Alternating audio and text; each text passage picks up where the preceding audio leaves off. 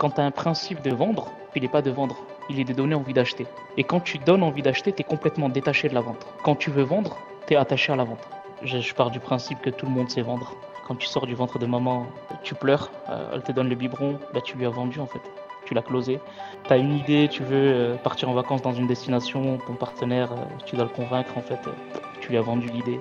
Donc en fait, on a la vente en nous. Par contre, ce qu'on doit développer, c'est le savoir-être, parce que c'est le savoir-être qui fait la connexion et la compréhension. Et yes, salut à toi et bienvenue sur Bizcare, ton podcast qui est là pour d'abord prendre soin de toi avant de prendre soin de ton business. Toutes les semaines, je vais recevoir des entrepreneurs ultra inspirants qui vont te parler de mindset, qui vont te parler de business, qui vont te parler de développement personnel, de développement spirituel ou bien de développement professionnel. Le tout dans un seul et même podcast. Sans plus tarder, je te donne rendez-vous à ton épisode et je te dis à plus tard. Salut! Bonjour tout le monde! Bonjour, salam, shalom à tous! Bienvenue sur Bizcare, le podcast qui s'occupe de toi avant de s'occuper de ton business. Et aujourd'hui, on est en direct du Maroc. Aujourd'hui, je reçois un gars qui fait des ventes alors qu'il ne veut pas faire de ventes. Je reçois un gars, le gars, je discute avec lui, il m'a dit la meilleure manière de vendre, c'est de m'en foutre. Et aujourd'hui, il va nous dire comment il fait ça. Salut Rachid. Salut Bilker, merci pour l'invitation. Comment ça va? 5 sur 5. En fait, je lui ai tourné un piège parce qu'en off, il m'a raconté une blague, il m'a dit oulala, il faut pas que je dise ça en podcast. Je lui ai tendu la perche, il a réfléchi, il s'est dit ah non, j'ai pas dit. Bien joué, bien vu, c'est bon, tu es vif, c'est bon, tu es prêt. Bon, bah Rachid, bah du coup, je t'ai teasé, je t'ai fait une petite blague, donc ça, c'est bon, là t'es chaud, tu vois. Juste avant qu'on commence, on parlait de préchauffer les profils, là c'est bon, je t'ai préchauffé. Donc, du coup, ce que je te propose, c'est de te présenter ton parcours, présenter un peu ce que tu fais, et présenter un peu ta vision de la vente, et voilà, bah, la parole est à toi. Yes, super. Bah écoute, moi c'est Rachid, hein, tranquille. Ouais. Donc moi je suis dans l'entrepreneuriat depuis 10 ans maintenant. Mhm. Initialement j'ai des études, j'ai une maîtrise master en comptabilité, contrôle, audit. J'ai travaillé un petit peu en comptabilité dans un bureau et au bout d'un moment je me suis dit j'en ai marre de compter l'argent des gens et je préfère aller compter le mien. Donc du coup c'était l'entrepreneuriat qui arrivait à la porte et pour tout te dire en fait l'entrepreneuriat est arrivé aussi par rapport à la religion. À la religion parce qu'effectivement, mon père voulait que je fasse un crédit pour acheter un terrain, construire, faire quelque chose de, de ma vie en quelque sorte. Et je savais que dans le salariat, fallait passer par le prêt bancaire et ça, c'était pas possible pour moi. Donc, c'était l'entrepreneuriat, la porte d'entrée dans la satisfaction et du créateur et de la créature qui est mon père. Et donc, du coup, j'ai découvert l'entrepreneuriat en 2013 dans la restauration rapide. D'accord, ok. Où j'ai ouvert un premier snack et je savais même pas faire un tacos et j'ai ouvert quand même. Je me suis formé sur le temps. J'étais le premier tacos dans une ville qui s'appelait Saint-Maximin dans le Var, qui est le premier snack de tacos. Et ça allait petit à petit. J'ai découvert aussi le marketing à cette époque. J'ai commencé à me former, à mettre en place ma visibilité tout seul. Et après, de fil en aiguille, le premier a été ouvert, je l'ai vendu, j'en ai ouvert un deuxième, jusqu'à maintenant 2019, où j'ai tout fermé en fait, suite à l'arrivée du Covid. Comment ça s'est passé? C'est simple, c'est que j'ai eu le Covid parmi la première vague, et j'étais sous assistance respiratoire. Oh. Et dinguerie dans le sens où, déjà, il y a quelques années avant le Covid, je me disais... J'en ai un petit peu marre de faire ce que je fais, même si j'aime la cuisine, même si ça me passionne de voir des gens, même si ça me passionne de faire ce que je fais, mais dans le sens où j'apporte rien de spécial de plus qu'un court moment de plaisir à certaines personnes qui après, ça va finir aux toilettes en fait. Donc, du coup, il y a beaucoup des choses qui me venaient en tête dans le sens où, déjà pendant mes années de fac, quand le prof n'arrivait pas à expliquer quelque chose dans une salle, même en amphithéâtre, il m'appelait, il me disait Rachid, est-ce que tu peux l'expliquer avec tes propres mots?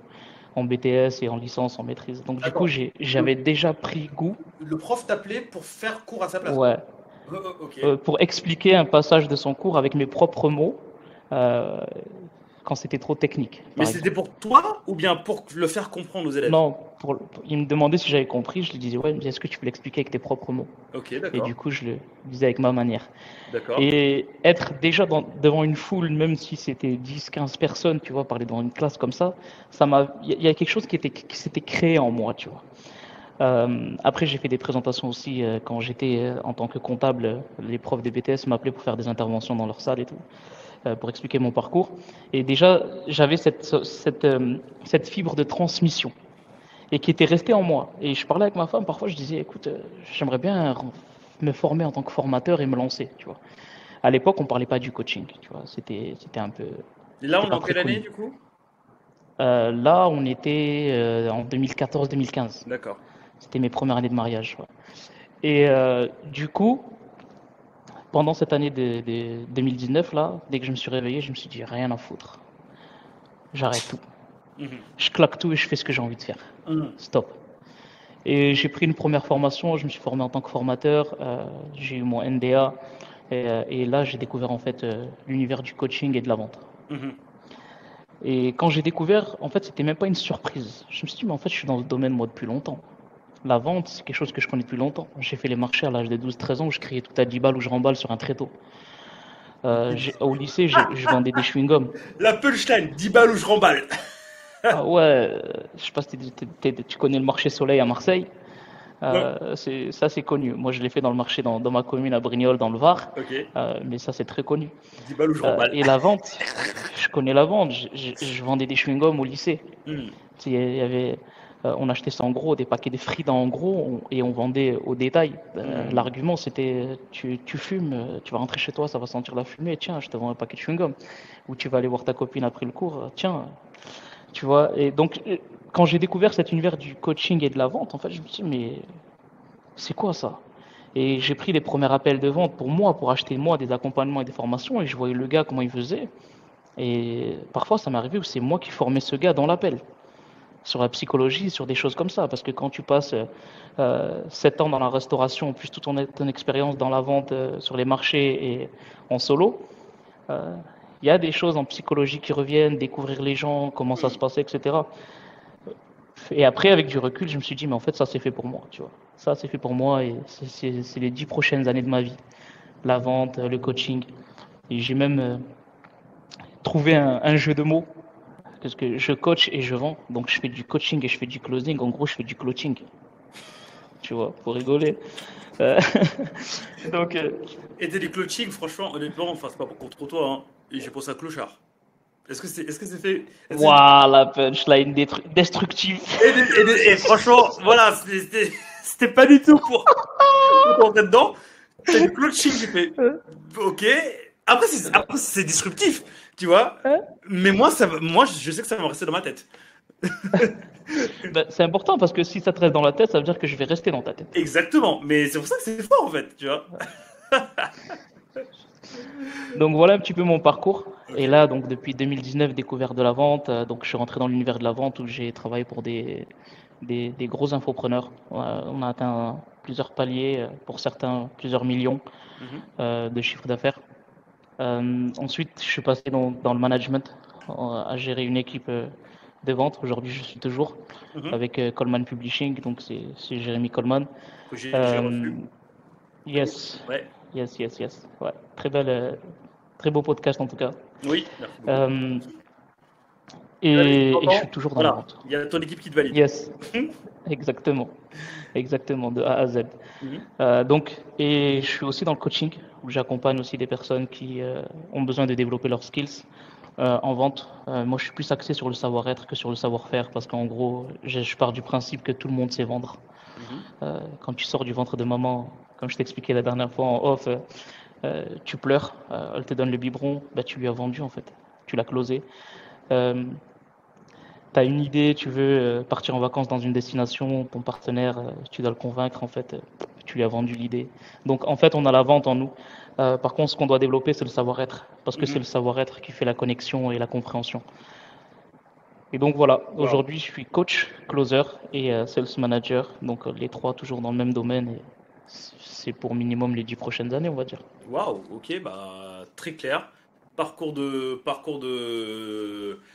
de vie et parcours professionnel assez inspirante. Et surtout, en fait, dans ce que tu dis, c'est que tu as découvert en fait que la vente était en toi depuis toujours en fait.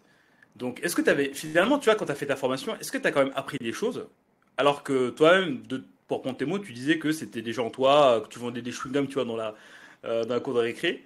Donc, au final, est-ce que tu avais quand même appris des choses quand tu t'es formé sur ça? Absolument, bien Hmm. sûr. Te dire non, ce serait un mensonge. Et quand tu penses que tu n'as rien à apprendre, c'est le début de la fin pour toi. Donc tu as toujours quelque chose à apprendre. Waouh. J'ai toujours appris euh, dans toutes les formations accompagnement que j'ai fait de 2019 jusqu'à aujourd'hui, encore Mhm. aujourd'hui, je suis accompagné. Je peux pas prétendre vendre de l'accompagnement si moi-même je suis pas accompagné. Donc ouais, on apprend toujours des choses. Ok, d'accord. Mais en fait, dans ce que tu as appris à ce moment-là, donc au début, qu'est-ce qui t'a le plus fait switcher, en gros, le truc sur lequel tu t'es dit, ah, c'est fait pour moi. La compréhension de l'être humain. Hmm. J'ai pris des accompagnements sur la vente, sur la psychologie, sur beaucoup de choses. Et euh, en fait, parfois, il faut savoir mettre des mots sur certaines choses. Parfois, tu sais certaines choses, tu connais certaines choses, mais tu n'arrives pas à les expliquer. Hmm. Et parfois, tu vis certaines situations et tu ne sais pas les expliquer, tu comprends pas. En fait, pour toi, c'est une routine. Mais en fait, non. Il y a certaines choses que tu ne comprends pas. Et quand tu comprends en fait ce que tu comprends, ça te permet de mettre aussi des mots sur ce que tu ne comprends pas. Hmm. Hmm. Hmm. Tu vois.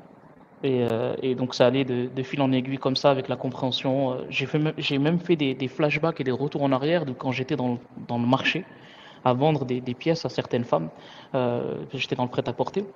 Euh, et quand une personne vient te voir et qu'elle déballe 4 5 articles et qu'elle n'en achète aucun, j'ai jamais ressenti de la frustration.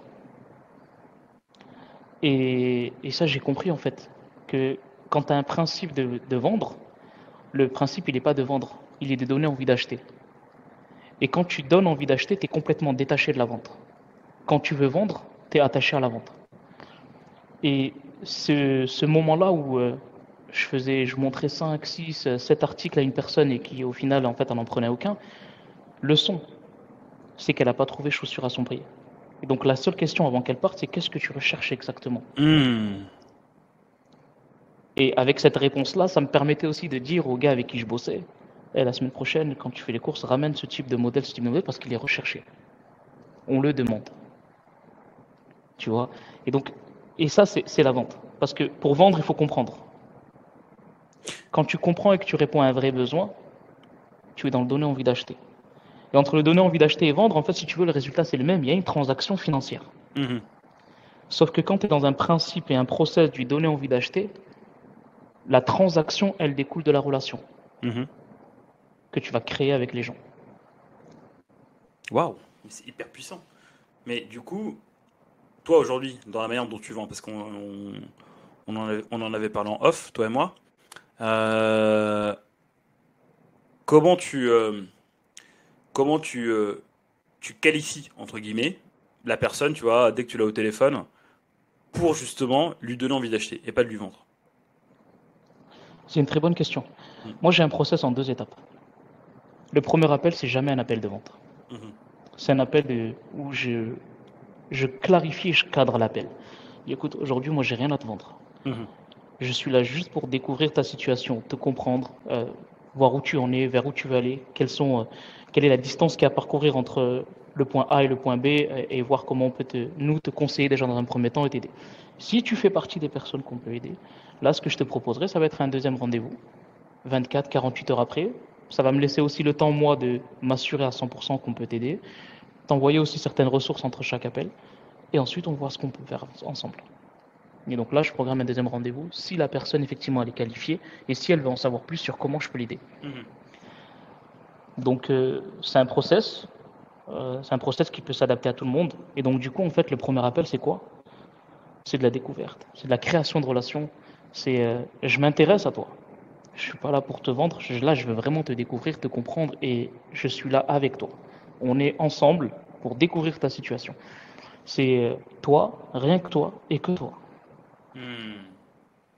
En fait, c'est quand même c'est hyper intéressant parce que tu vois, moi, les personnes que je forme, tu vois, soit devenir des consultants ou bien soit à affirmer leur posture pour mieux délivrer auprès de leurs clients.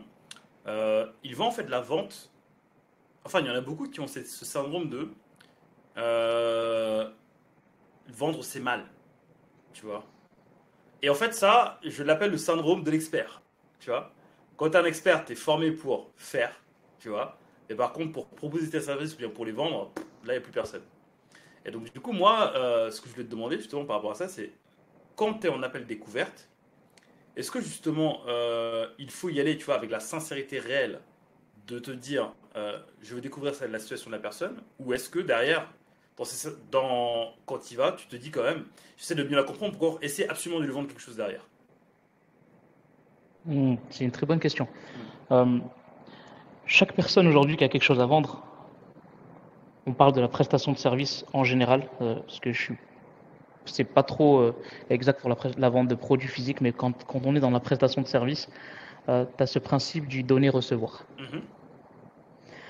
Le principe du donner-recevoir, c'est de partager de la valeur, de partager des conseils, dans le but de recevoir ou pas. Parce que Ou si la pas. personne, tu peux pas l'aider, Mhm. ou pas. Parce que si la personne, tu peux pas l'aider, donne, conseille-la, guide-la. Mhm. Un non n'est jamais un non définitif. Donc si effectivement c'est pas le bon moment pour elle, il se peut qu'elle se souvienne de ce que tu lui as partagé dans 6 mois, dans un an, elle peut revenir vers toi. Un non n'est Et jamais c'est moi, un. c'est arrivé beaucoup de fois. Ah ouais? Ouais, T'avais beaucoup de personnes qui t'ont dit non et puis après qui reviennent plus tard? bien sûr. Et pourquoi? Parce que c'était pas encore le moment pour eux, ou bien parce que leur niveau de conscience ou bien de maturité n'était pas encore là, ou bien tout simplement parce qu'il n'y avait pas encore l'argent? C'était quoi le. T'as répondu aux trois choses. Ah. Parfois, c'est pas le bon moment, Mhm. que ce soit financier, que ce soit timing, que ce soit X ou Y raison perso.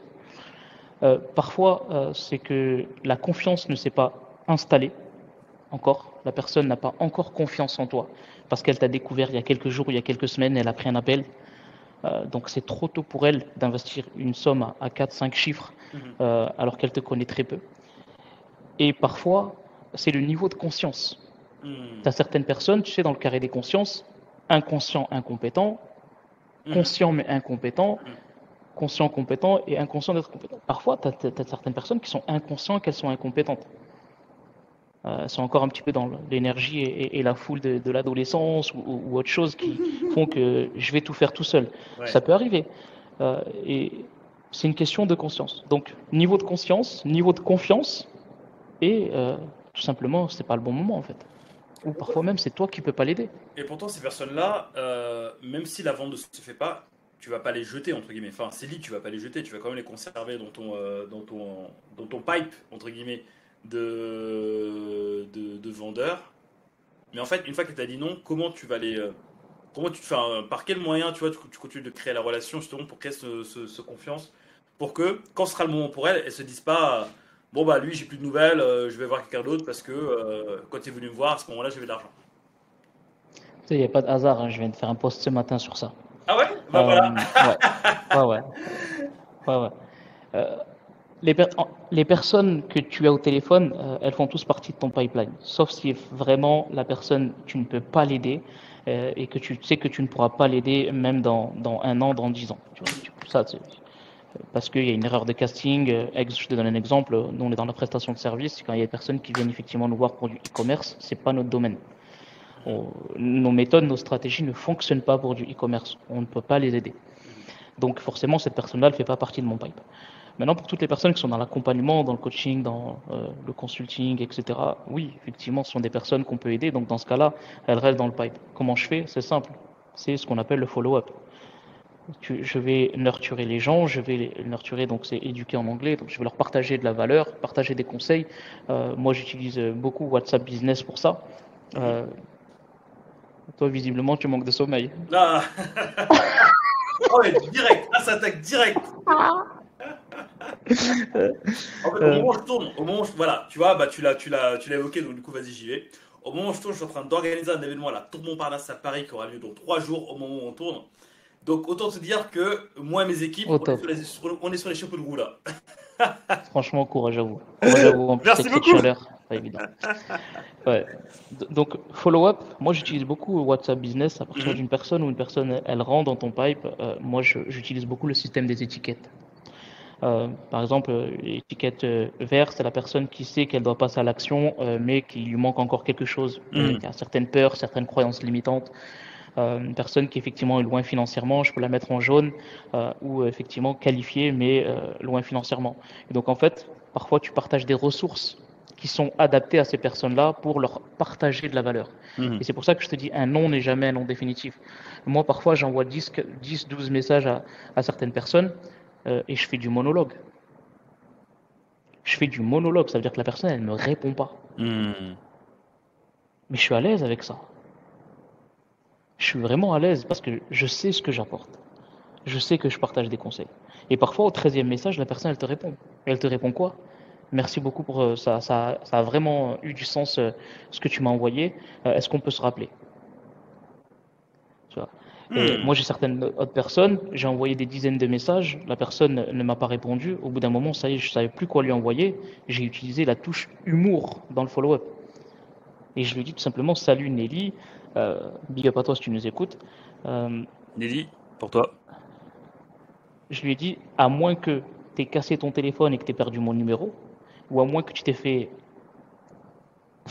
je lui dis, c'était quoi le truc? Je lui ai dit, tu t'es fait paraqueter. Carjacké Carjacké par un de nos concurrents. Je comprends pas qu'est-ce qui se passe. Hmm. Tu vois. Et là, elle m'a répondu avec 3 smiling. Et elle m'a dit, je suis désolé, j'ai eu quelques complications de santé, je viens de sortir de l'hôpital, on peut se rappeler. Tu vois. Et je sais que 99% aujourd'hui des sales dans la vente ou des professionnels de l'accompagnement qui ont effectivement des follow-up et donc des prospects dans leur pipeline, au bout du 3e message, ils vont s'arrêter. Ah ouais, donc du coup, ok, mais en fait, à quel moment tu t'arrêtes au final? Parce que si, bon, là, tu as pris l'exemple de 12, à quel moment tu continues encore et encore jusqu'à ce que tu dises, ah, ça y est, c'est bon, là, c'est mort. Alors, il y a une étude aux States, aux États-Unis, qui sont beaucoup plus avancés sur la vente que nous, qui dit qu'en général, tu dois relancer 7 fois.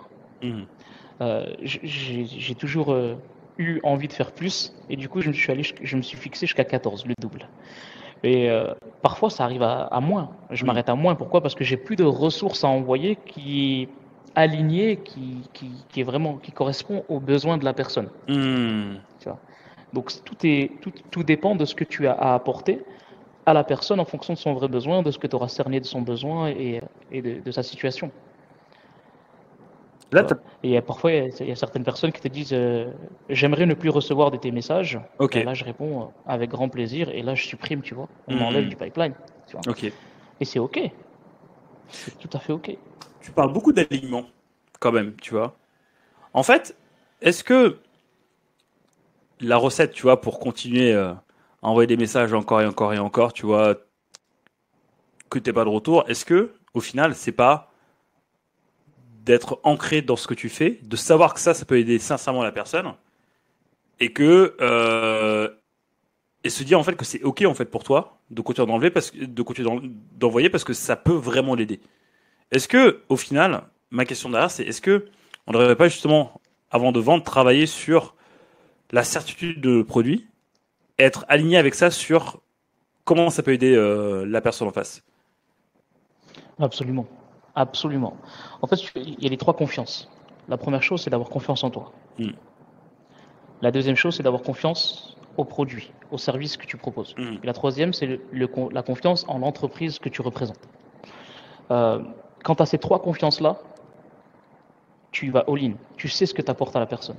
Et le fait d'aller vers les gens sans avoir une arrière-pensée de vente, tu es dans du donner envie d'acheter, et tu es surtout en fait complètement détaché de la vente et tu sais ce que tu apportes. Que tu viens ou que tu viens pas, moi je suis convaincu que ça peut t'aider. Waouh. Et ça, c'est un principe qui est super important dans la vente. Plus tu es attaché à la vente, moins tu vends. Ça, c'est vrai. Plus tu es détaché de la vente, et plus tu vends. Mais du coup, justement, tu vois, mais tout ce que tu dis là, tu vois, je suis entièrement aligné, je suis entièrement d'accord, tu vois. Bon, globalement, je suis d'accord dans tout ce que tu dis, mais je vais te titiller un peu, Parce que, Je t'en prie. tu vois, je me pose un peu comme la voix des personnes qui nous écoutent, qui justement sont soit un peu paralysées par la vente, tu vois, ou soit, tu vois, un peu, où ils se disent, bah, je sais pas vendre, c'est pas fait pour moi. Euh, tu relances.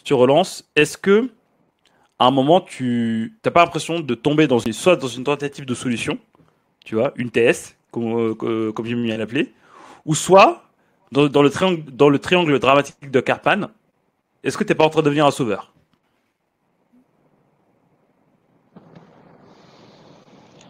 Non. Non, parce Non, que NON. en fait, quand tu deviens un sauveur, c'est que tu dis aux gens ce qu'ils doivent faire, ou Mhm, que tu essayes d'inciter les gens à faire quelque chose. mhm, mhm. Euh, Moi, j'incite pas. Je te partage quelque chose qui fonctionne pour 70 millions de personnes.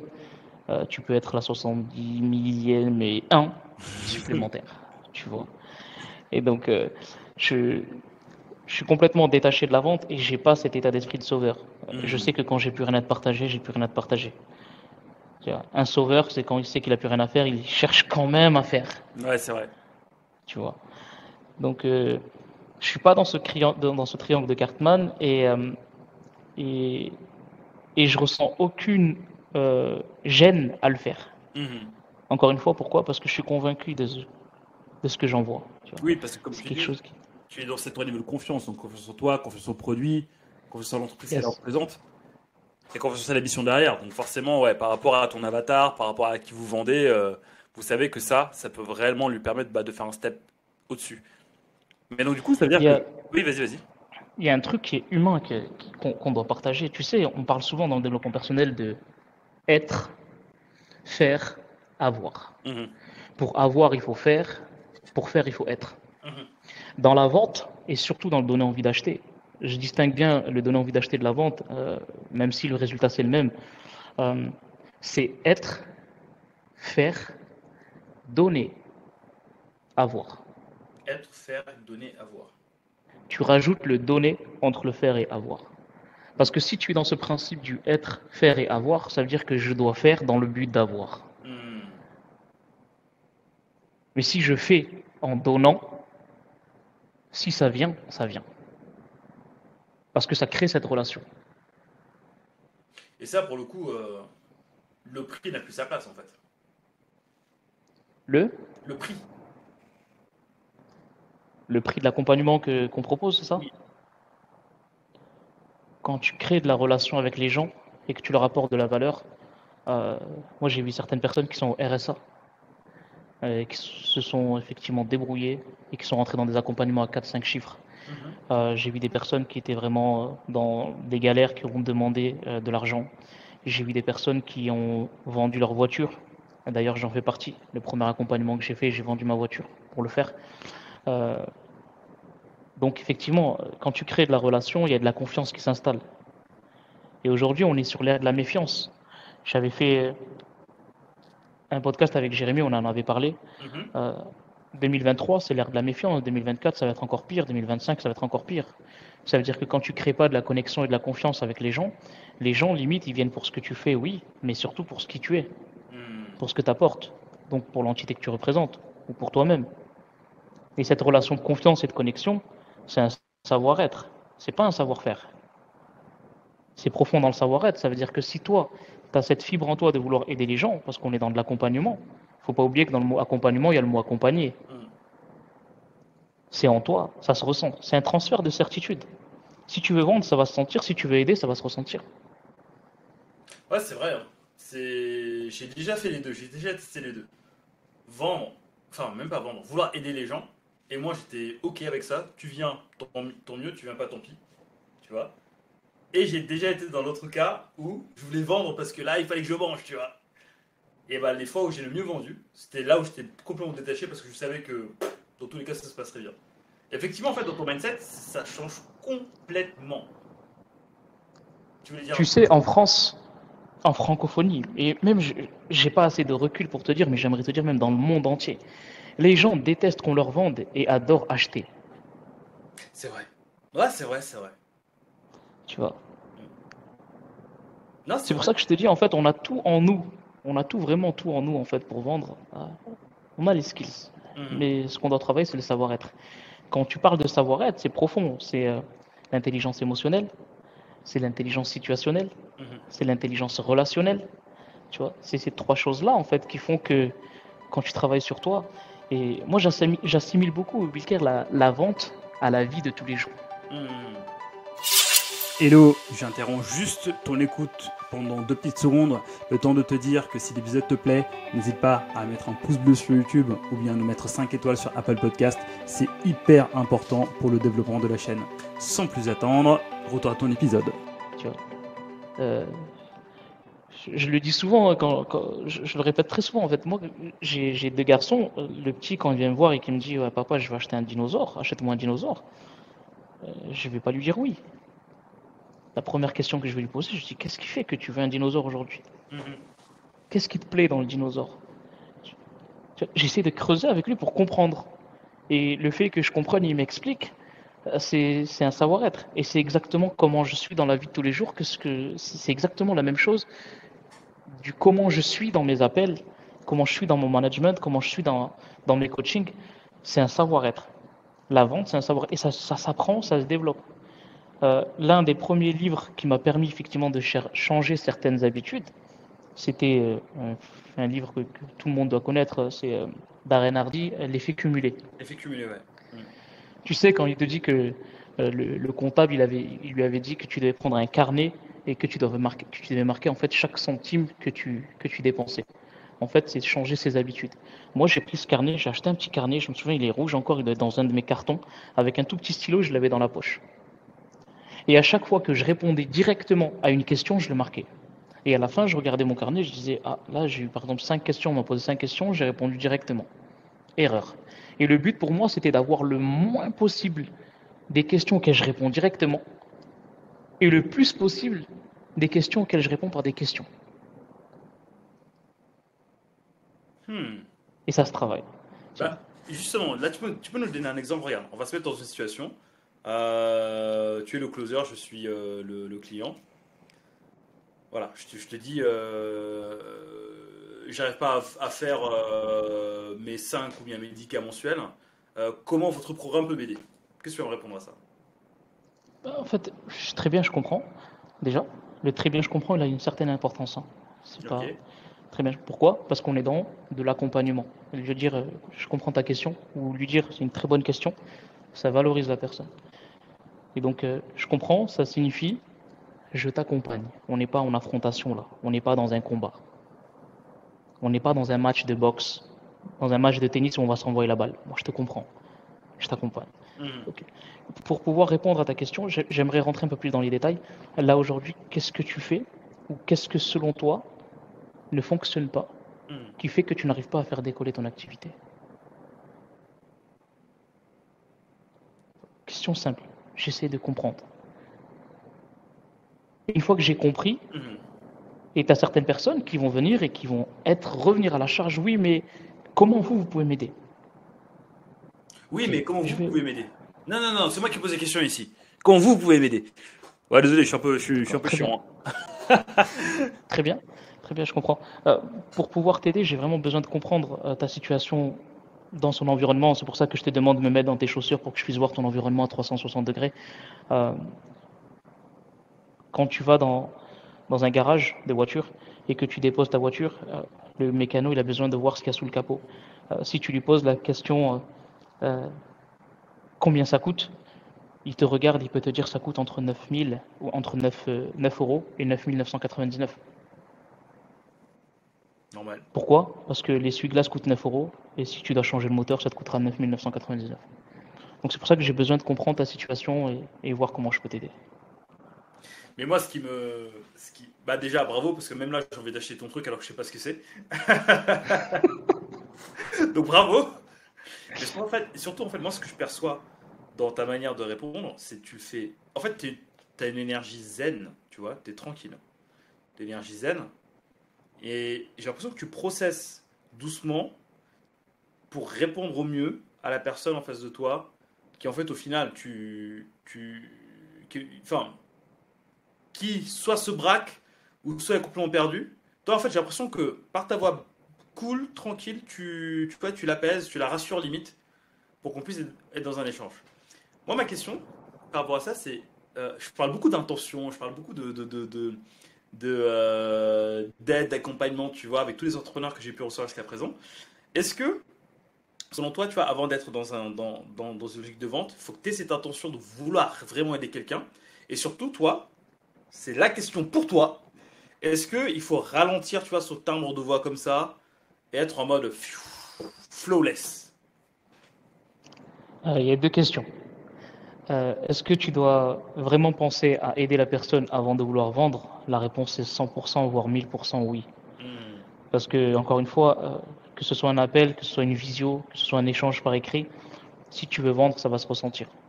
Donc c'est pour ça que dans mon management, dans l'équipe que j'accompagne, moi je leur dis souvent, si vous n'êtes pas dans un état de flow positif, si vous avez des challenges dans votre vie perso, ne prenez pas d'appel. Ne Hmm. prenez pas d'appel, ne faites pas d'appel. Pourquoi? Parce que euh, la personne en face de vous a un challenge. La personne en face de vous a un besoin. Elle a une douleur. Elle a quelque chose à solutionner. Hmm. Euh, Comme l'appel, c'est un transfert de certitude, il se peut que dès les 5-10 premières minutes, elle sent ton énergie qui est pas bonne. Qu'est-ce qu'elle peut se dire? Hmm. Oh non, oh non. Moi, j'ai un challenge, je l'appelle pour résoudre son problème, mon problème, et lui, il est en train de déverser sur moi ses problèmes. Donc, ça, c'est un premier point. Le Wow. deuxième, ça, c'est super important. Mhm. Le deuxième point, est-ce que tu peux me rappeler la question? Le deuxième point, c'est que tu as une voix un peu. Tu as une voix calme, tu vois. Franchement, honnêtement, je t'entends. Après, c'est mon impression, hein. Je t'entends, je me dis, waouh, putain, ce gars, il est tellement calme, il est tellement serein, il maîtrise, tu vois. Ma question, c'est est-ce que justement, il faut être dans cet état-là, tu vois, pour vendre? Tu vois, regarde, moi, je vais prendre notre exemple. Moi, je suis quelqu'un de hyper énergie, tu vois. J'ai une grosse énergie. Est-ce que justement, si je veux augmenter mes chances de vente, il faut que je sois un peu plus comme tu fais, toi? Je te répondrai oui dans Et les non. 10 derniers centimètres de la vente. Ok, Ça d'accord. veut dire quoi? Ça veut dire que tu es toi-même et tu dois rester toi-même. Tu n'as pas besoin de t'inventer une vie. Ça, je le dis très souvent. Euh, Chacun est comme il est. Donc, si tu as une énergie haute, c'est très bien. Déjà, pourquoi? Parce que euh, c'est un transfert de certitude. Ça veut dire que tu ne peux pas faire semblant. Euh, il y a une phrase, une grosse punchline quand j'étais dans le bureau en comptabilité. Quand je rentrais dans le bureau du directeur, j'ai vu en une feuille A4, il y avait marqué: tu peux mentir à tout le monde une fois, tu peux mentir tout le temps à une personne, mais tu peux pas mentir tout le temps à tout le monde. Et ça veut dire quoi? Ça veut dire que ton énergie, c'est ton énergie. Ton unicité, c'est la tienne. Ta personnalité, c'est la tienne. Tes valeurs, c'est les tiennes. Hmm. Et donc, ça se ressent dans un appel. Mhm, mhm. Tu n'as pas besoin de t'inventer. Tu es toi-même, tu restes toi-même. Par contre, dans les 10 derniers centimètres de la vente, quand la personne, elle te dit, par exemple, on est sur les objections, là, on est sur quelque chose de très profond. On va parler à une personne qui a peur. On va parler à une personne qui a des doutes. On va parler à une personne qui manque de confiance. Mhm. On va parler à une personne qui a peut-être une situation financière délicate et qui a envie d'investir, mais il y a cette frustration, cette peur de l'échec, Mhm. parfois même la peur de la réussite. Donc ici, ton énergie qui est haute, elle peut freiner la personne. À ce moment-là, dans les 10 derniers centimètres de l'appel, on redescend, calme, tranquille. Et en fait, c'est comme si tu prenais la personne par la main Mhm. et tu vas l'accompagner à travers ces différentes objections. Parce que c'est ses objections, c'est pas les tiennes. Ouais, c'est sa vision, c'est sa carte du monde. C'est pas les C'est tiennes. sa carte du monde.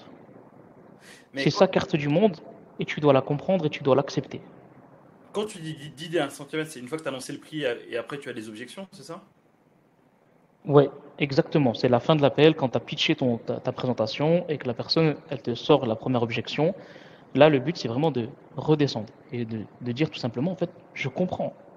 C'est une très bonne question, je comprends ta situation. C'est normal. Tu as de la peur, c'est normal. Hmm. C'est OK. Qu'est-ce qui se mélange avec cette peur? Parce que si tu as de la peur toute seule, c'est là que moi aussi ça me fait peur. Par contre, si tu as de l'excitation qui se mélange avec cette peur, là c'est positif. Est-ce que tu ressens de l'excitation? Tu vois? Donc qu'est-ce que je fais? Tout simplement, en fait, j'accepte sa croyance, mais j'installe une nouvelle croyance. Et c'est pour ça que là, tu as besoin d'être zen. T'as pas besoin d'aller. On n'est pas dans un ring. On est là pour t'accompagner. Donc je comprends tes objections. Donc effectivement, c'est un savoir-être qui s'apprend. C'est de la psychologie aussi qui s'apprend. Et là, il faut effectivement redescendre. Mais c'est hyper, ouais, c'est hyper inspirant et hyper intéressant en fait à la fois ce que tu dis parce que euh, moi, enfin, si je pouvais résumer tout ça,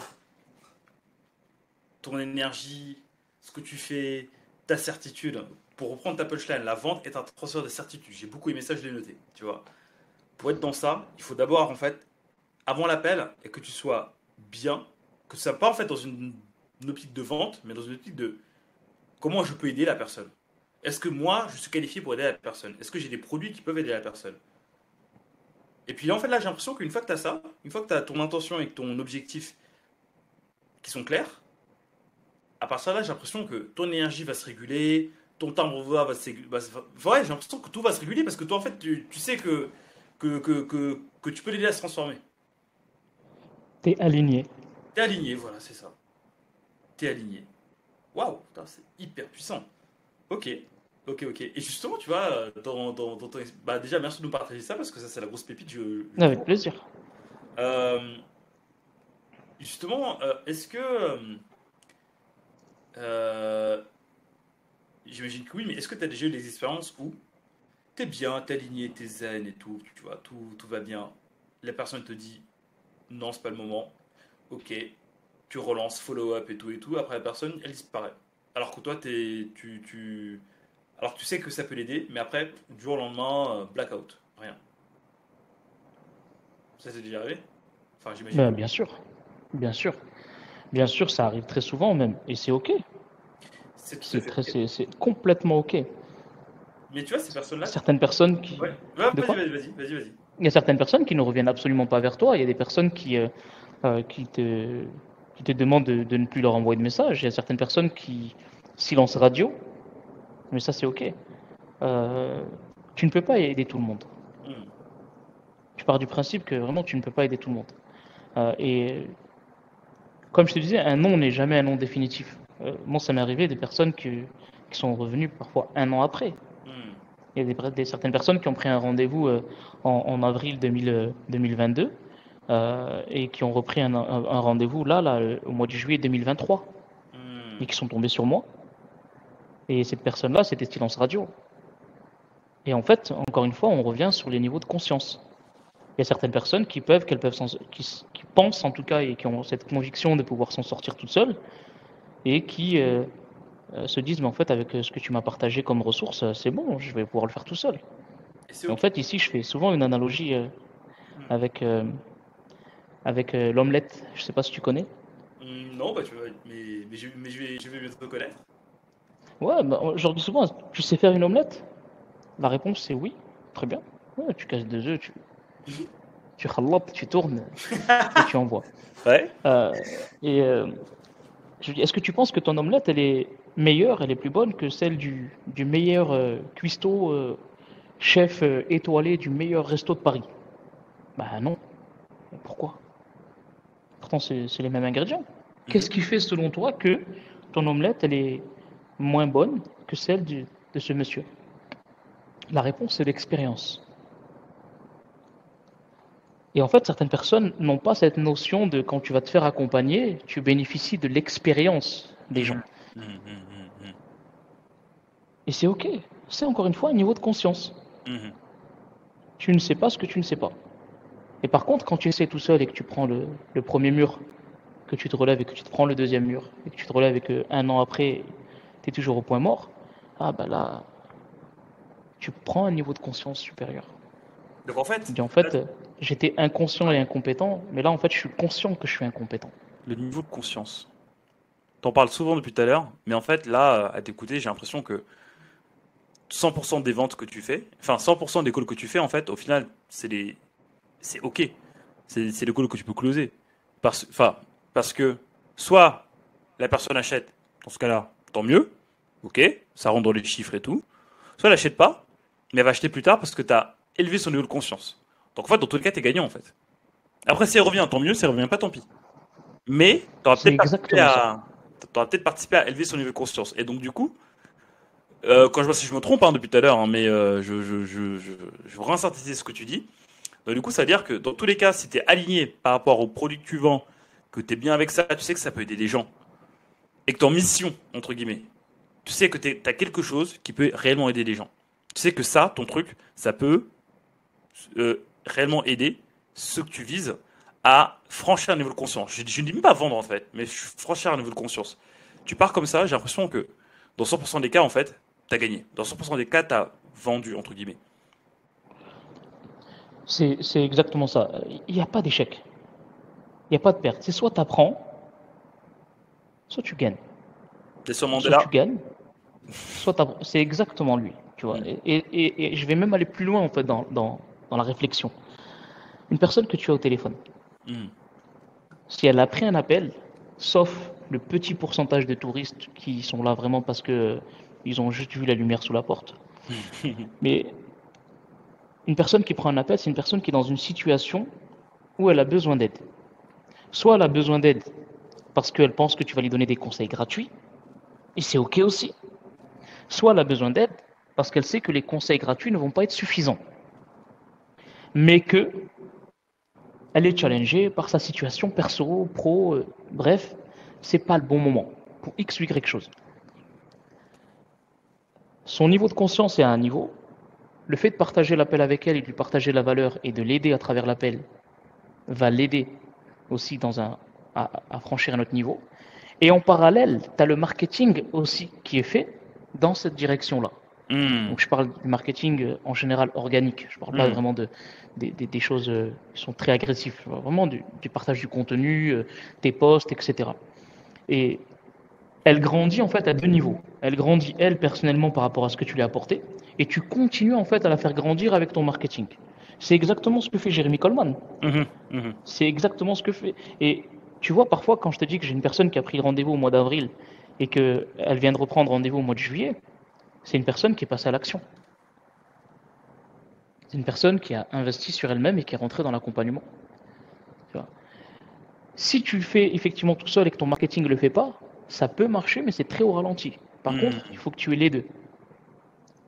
Tu Waouh. continues à aider les gens, mais le marketing de l'entreprise que tu représentes ou de ta propre entreprise doit le faire aussi. Et Mm. là, tu as un alignement encore plus profond. Ok. Waouh. Ok. Donc, du coup, pour ajouter une pierre à la réflexion que j'ai soumise tout à l'heure et que tu as validée, 100% de tes ventes sont validées. Si tu vends, tant mieux. Si tu vends pas encore, je te dis pas tu vends pas encore, tu vas continuer en fait à donner du contenu à cette personne-là. Et donc en fait, tu es dans un cercle vertueux. Tu vends, c'est ok. Tu vends pas, tu identifies le niveau de conscience de la personne. Et tu continues à l'éduquer pardon, par les mails, par les posts, par les articles sur ton blog, par tes vidéos, etc., etc. Jusqu'à ce que la personne se dise, ah ok, d'accord. Là, c'est bon, j'ai élevé mon niveau de conscience, c'est le moment. Soit elle a élevé son niveau de conscience et c'est le bon moment, soit elle a élevé son niveau de conscience et que c'est toujours pas le bon moment parce que financièrement c'est pas le bon moment, c'est ok aussi. Et par contre, en fait, cette personne-là, elle peut t'envoyer des recommandations. Ouais, c'est vrai. Tu vois. Il y a un de mes mentors qui s'appelle Osama Ramri. Je Mhm, t'invite à regarder ce qu'il fait. C'est vraiment un spécialiste sur l'intelligence émotionnelle en rapport avec la vente. mhm, Euh, et il m'avait dit une fois, euh, Rachid, il y a deux types de personnes qui vendent. Il y a la personne qui pense que le, le client sera son client même si ça devient un client fatigué. Ça veut dire en gros, je vais le faire courir, mais il va tellement être fatigué qu'il va devenir client. Là, je suis plus sur de la vente agressive. Je n'accepte pas, enfin, moi personnellement, je déteste ces procédures et ces manières. Et tu as le deuxième type de vendeur qui se dit, écoute, soit tu deviens mon client, soit tu deviens mon ambassadeur. Dans tous les cas, moi, je vais t'apporter de la valeur. Je vais t'apporter des conseils. Je vais essayer de te suivre de la meilleure manière que je peux pour t'apporter ce dont tu as besoin. Élever ton niveau de conscience. Si c'est le bon moment, c'est OK. Si c'est pas le bon moment, je sais que dans ton entourage, dans ton réseau, si tu as une personne un jour qui a besoin, je sais que tu lui parleras de moi. Waouh. Fin du game. Fin du game. Je suis pas encore rajouté là en fait, tu vois. En fait, c'est juste reconditionner ton mindset. T'as jamais perdu une vente en fait. Une vente, tu as jamais perdu. Tu peux transformer un non en oui, mais pas de la personne, mais pas la personne que tu heurterais, entre guillemets. Mais tu peux, voilà, ces personnes-là peuvent derrière te ramener d'autres personnes de par le contenu que tu fais, de par la sincérité, de par l'intention que tu avais dès le début de l'aider. Tu vois. Et surtout, tu vois, en off, on avait dit un truc à un moment, c'est que on parlait des techniques de vente. Tu vois, des techniques, tu vois, des scripts de vente et tout, tu vois, on parlait de ça. Et après, tu me disais, ouais, mais ça, c'est de la merde. Tu vois. Mais par contre, il y a un truc qui sera toujours là, c'est l'intention et l'être humain qu'il y a derrière pour aider les gens. Et Ça, c'est j'ai résumé, hein, tu vois. non, c'est très profond. C'est très profond, tu vois. Euh, les techniques de vente, ça marchait pendant un moment, à un temps. Si tu veux, la vente, c'est comme la mode. Ça évolue. Donc, il y a un certain moment où le niveau de conscience, tu vois, on revient encore une fois au niveau de conscience, le niveau de conscience des consommateurs était bas. Donc, les techniques de vente prenaient le dessus et arrivaient à faire passer les gens à l'action. Et dans peut-être 50% des cas, à la fin de l'appel, la personne a été closée, elle a payé, parce qu'on faisait, on faisait payer les gens en live avec ces méthodes de vente. Et la personne, juste après le paiement, elle est redescendue en émotion et elle a demandé un remboursement. Pas dans tous les cas. J'ai dit 50%, j'ai peut-être exagéré, ça peut être 10, 20%. Euh, mais le niveau de conscience était bas, les techniques de vente fonctionnaient. Je t'ai dit tout à l'heure, on est sur l'ère de la méfiance. Covid, tout le monde se lançait sur les réseaux, beaucoup de problèmes de, de délivrabilité de certaines structures, etc. Des gens qui ont investi 5, 10 000 euros, qui ont eu zéro résultat, etc. Donc le niveau de conscience, forcément, de ces gens-là, il s'est forgé. Et il a augmenté. Donc maintenant, les techniques de vente, on les voit venir, on les sent à des kilomètres. Et donc, qu'est-ce qui est super important pour pouvoir donner envie d'acheter? C'est cette relation de confiance que tu peux créer avec des gens. C'est cette écoute active. On n'est pas là pour entendre, on est là pour écouter. Et qu'est-ce qu'il y a derrière, entre les lignes? Qu'est-ce que tu me dis, qu'est-ce que tu me dis pas? Là, tu me dis effectivement que ce que je vois, moi j'aimerais comprendre ce qu'il y a en dessous. Oser poser des questions que 99% des personnes de son entourage et d'autres qui n'oseront pas lui poser. Moi, ça ne me dérange pas de poser à la personne la question, aujourd'hui, tu as combien sur ton compte bancaire? Il y a 99% des personnes qui n'ont pas osé poser cette question. Et pourquoi je la pose? Parce que je sais que j'ai créé cette relation de confiance. Et juste avant, je sais que j'ai parlé de certaines choses que on n'avait pas l'habitude de parler avec ces personnes. J'ai des personnes aussi en visio qui pleurent. Parce que justement, on a creusé, on a trouvé certaines choses qu'ils n'avaient pas conscience. Il y a certaines personnes qui ne sont pas accompagnées du tout par leur environnement, par leur entourage, qui se sont fait voler, qui ont vécu plein de choses, tu vois. Mais un appel, c'est un appel pour découvrir la personne. C'est pas uniquement pour savoir si tu peux l'aider. Oui, c'est savoir si tu peux l'aider, c'est très bien. Mais c'est de comprendre aussi comment et de quelle manière tu peux l'aider. Si une personne, elle est hypersensible et que tu t'en aperçois pas dans l'appel, est-ce que ton accompagnement est fait pour les hypersensibles?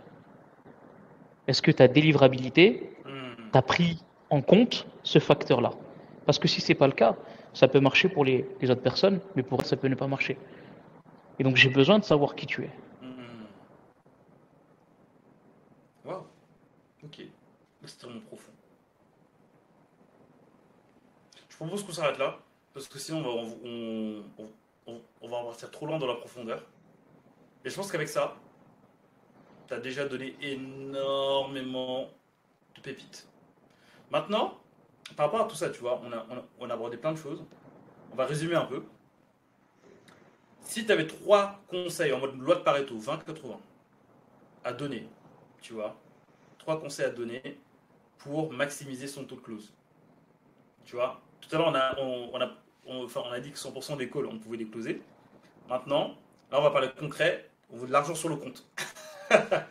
Tu vois, maintenant, si tu avais 3 conseils à donner, ce seraient lesquels?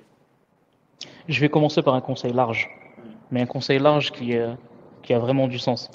Euh, Travaille déjà pour être un meilleur être humain, avant d'être un meilleur vendeur.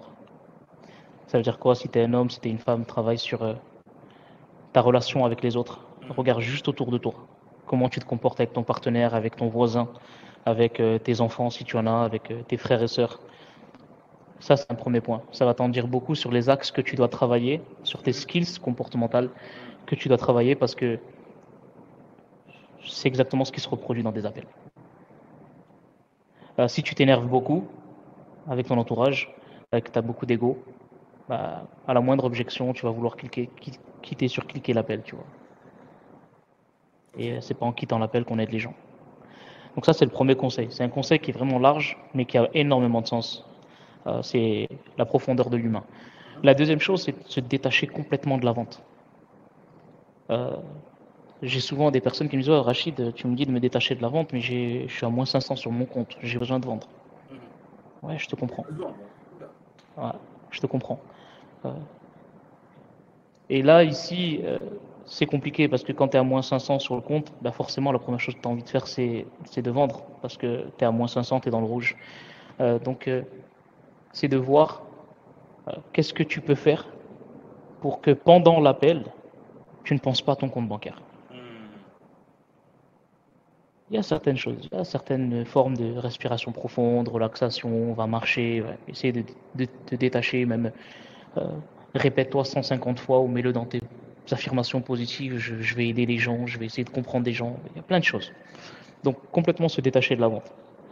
Et le troisième point, c'est penser relation et non pas transaction.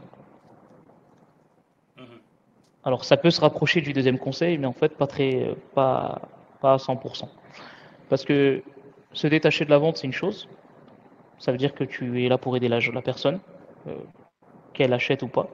Et penser relation plutôt que transaction, c'est encore plus profond. Ça va te permettre de créer cette relation.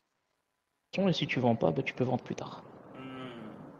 Parce que tu as créé de la relation. Et un non n'est jamais un non définitif. Et donc il y a plusieurs choses pour effectivement garder cette connexion, c'est suivre ses prospects. C'est pas pour rien qu'on dit que l'argent se trouve dans le suivi. Hein. C'est pas pour rien. Okay. Donc tes skills en tant que personne, être humaine, détache-toi de la vente et pense relation plutôt que transaction parce que c'est de la relation que va découler la transaction en général. Merci beaucoup. Rachid, on va s'arrêter là tranquillement. Ah, quoi que non, j'ai une dernière question. Aujourd'hui, dans Common Publishing, du coup, pour reprendre cette entreprise, quel est le pourcentage à peu près, tu vois, de close direct et de close en suivi, follow-up, etc. Là aussi, tu me poses une question. J'ai fait un post il n'y a pas longtemps là-dessus. Bah voilà. En fait, si tu veux, avant, on partait de 90-10. Ça veut dire quoi? Ça veut dire qu'avant, à l'époque, il y avait les méthodes de vente et il y avait le niveau de conscience des consommateurs qui était bas. Et donc, du coup, les structures vendaient 90% dans l'appel et seulement 10% dans le suivi. Maintenant, la tendance a complètement changé. Ça veut dire que tu peux vendre 10% dans l'appel et 90% dans le suivi. Quand on parle de suivi, ça peut être un suivi de 7 jours comme un suivi de 7 mois. Mais maintenant, la tendance, elle a complètement inversé, tu vois. Donc, d'où l'importance de pouvoir créer de la relation et de suivre les gens, tu vois. Et ça, même chez vous, vous le ressentez aussi, ce 10-90 au final. Ouais. Ok, super. Ok, donc du coup, autre grosse pépite, je peux même la dire pépite numéro 4. Un non n'est pas un non définitif. Continuez à faire votre travail de poste, de ce que vous voulez. Et au bout d'un moment, ça paiera. Absolument. Rachid, merci beaucoup. Qu'est-ce que je peux te souhaiter? Joyeux anniversaire. C'est ton anniversaire? Non. C'est toujours mon anniversaire. Quelle est la philosophie derrière là? Bah, que en fait, faut toujours vivre chaque jour comme un jour de joie, en fait. Ok, bah joyeux anniversaire alors. Merci. C'est que tu es resté dans ma tête, hein. Bravo. Hein. Bravo. T'es bon dans ce que tu Au fais. top. Rachid, merci beaucoup. Avec grand plaisir. Voilà, bah on va mettre là où te retrouver dans les commentaires. Et prends soin de toi, je te dis à très bientôt. Avec grand plaisir, merci pour l'invitation et ciao, ciao, à bientôt. Salut, ciao.